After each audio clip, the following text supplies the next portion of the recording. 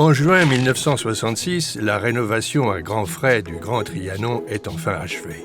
Les appartements du général de Gaulle sont situés dans l'aile appelée Trianon-sous-Bois. Le général peut donc y séjourner, mais en pratique le fait peu, préférant utiliser sa résidence privée à Colombey-les-Deux-Églises. En effet, paradoxalement, chez les de Gaulle, la simplicité est de mise. Et Yvonne de Gaulle veut absolument éviter tout luxe superflu.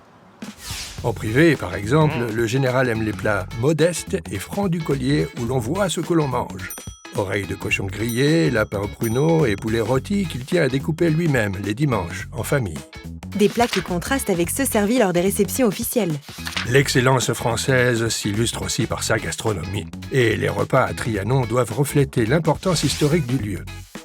Huîtres, crustacés ou poissons composent les entrées. Agneaux et volailles sont servis rôtis et entourés de garnitures à l'effet visuel remarquable. Les desserts sont mis en scène sur des socles de nougatine avec des effets lumineux. Même si un petit Beaujolais suffit au bonheur du général, les meilleurs crus accompagnent les plats. Comment se passent les premières réceptions ?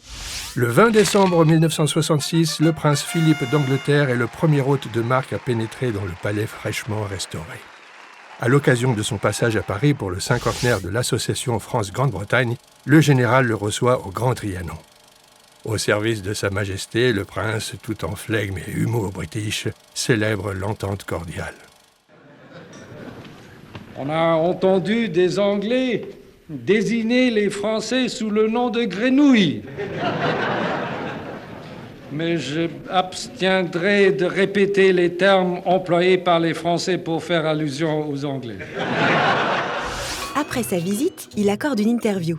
« J'ai été ébloui par le Trianon. Il n'y a que les républiques pour avoir le culte de semblables merveilles. » D'autres rencontres diplomatiques suivent, mais quittant la présidence 3 ans après la fin des travaux, de Gaulle n'aura pas le temps d'organiser beaucoup d'autres réceptions. Tout change avec l'arrivée de Georges Pompidou.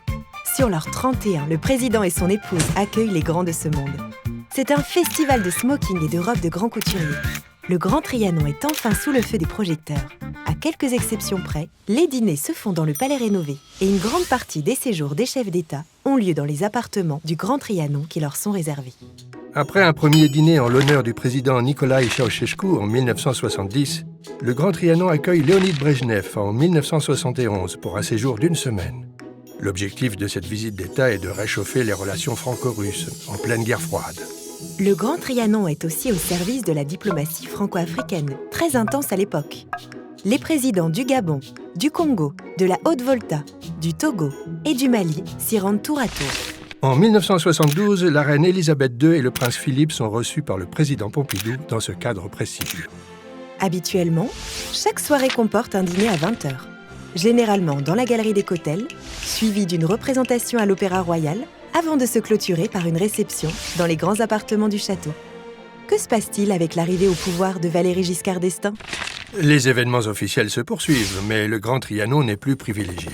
En raison de sa proximité avec l'Élysée, le président préfère héberger ses invités à l'hôtel de Marigny, restauré quelques années plus tôt.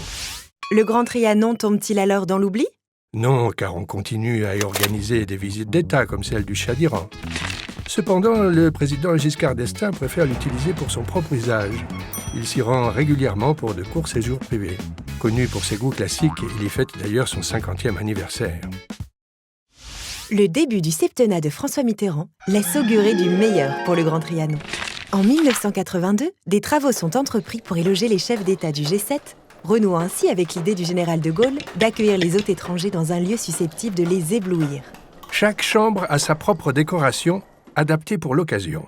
Pour la première ministre anglaise Margaret Thatcher, un intérieur Premier Empire avec fauteuil cosy est choisi. Le président américain Ronald Reagan et son épouse Nancy sont logés dans la plus belle chambre de Trianon, toujours dans le style Premier Empire. Le chancelier allemand Helmut Schmidt hérite de l'appartement historique de Napoléon Ier. Les suites présidentielles sont quant à elles installées dans des chambres de style XVIIIe siècle décorées de toiles de Jouy. Nous savons que le peuple français aime bien recevoir ses invités et qu'il est heureux de pouvoir recevoir aujourd'hui en France les autres illustres qui sont venus lui faire cette visite. Après 3 jours d'intenses échanges diplomatiques, le sommet de Versailles est un succès. Oui, mais le Grand Trianon est vieillissant.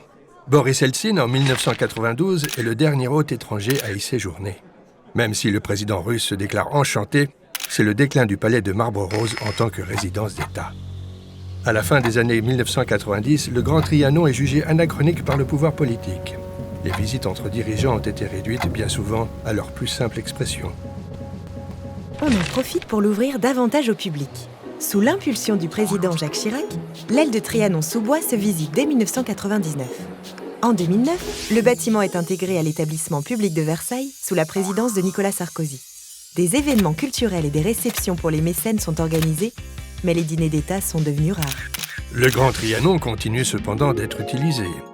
Le président François Hollande y organise un dîner privé en 2014 avec le président chinois. Et le président Emmanuel Macron un dîner d'État pour le président des Émirats arabes unis. Oui, malgré sa position discrète dans le parc de Versailles et son usage aujourd'hui limité, le Grand Trianon demeure un symbole important de la diplomatie républicaine.